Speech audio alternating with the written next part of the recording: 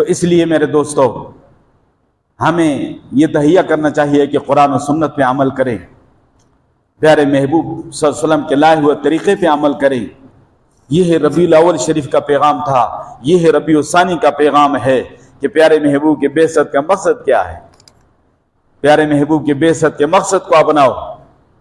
आप किस मिशन के लिए तशरीफ ले आए, किस मकसद के लिए तशरीफ ले आए, आपने क्या पैगाम दिया है, उसको अपनाने की कोशिश करो।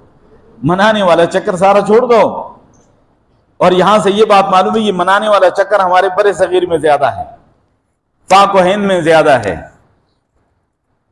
अगर ये मनाने वाला तस्वर कहीं इस्लाम में होता या शरीयत में कहीं इसका तस्वर होता तो मेरा और आपका प्यारा नबी आलमी है तो फिर पूरी दुनिया में होता। लेकिन ये तस्वर इस्लाम का नहीं, ये इस्लाम का मिजाज ही नहीं, ये यहूद व नसारा का तरीका है। ये मनाना और ये सलसला जो है ये गैरों का तरीका है, मुसलमानों का तरीका ये नहीं है।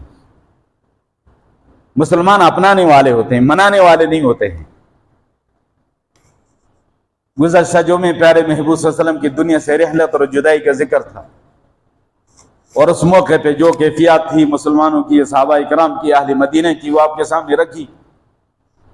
मैं उसको दोहराना नहीं चाहता, लेकिन हम उसी तारीख और उसी दिन को खुशी मना रहे हैं, जश्न मना रहे हैं।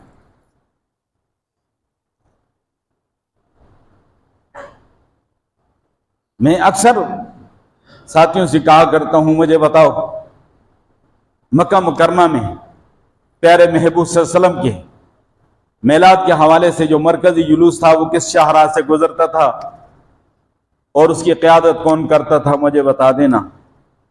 मदीना तैयबा में प्यारे महबूब सल्लल्लाहु अलैहि वसल्लम के मेलाद के हवाले से जो मरकजी जुलूस था वो किस शाहराह से गुजरता था, उसकी क़यादत कौन करता था, मुझे बता देना।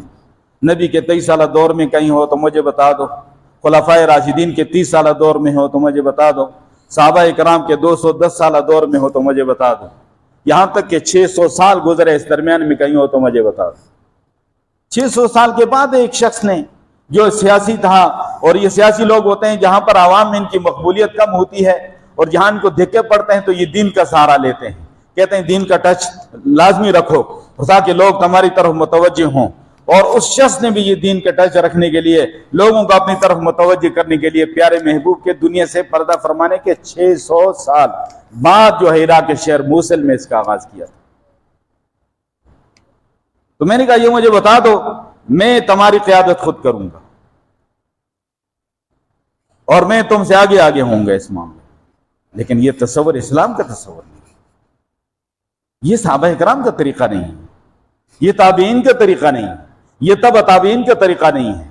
कुल्लु इबादतिन लम यतअब्बदहा असहाबे रसूलिल्लाह सल्लल्लाहु अलैहि वसल्लम फला तअब्दुहा, हर वो इबादत जो सहाबा इकराम ने नहीं की है वो तुम न करो। सहाबा इकराम से आगे बढ़ना चाहते हो तुम।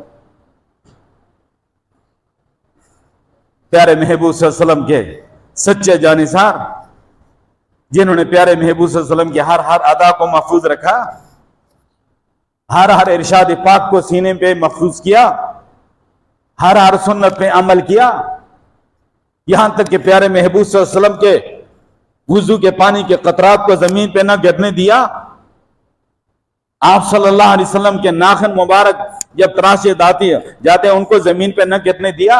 आपके बाल मुबारक जब तराशे जाते उनको जमीन पे गिरने न दिया। आप सल्लल्लाहु अलैहि वसल्लम के थूक मुबारक को जमीन पे गिरने न दिया।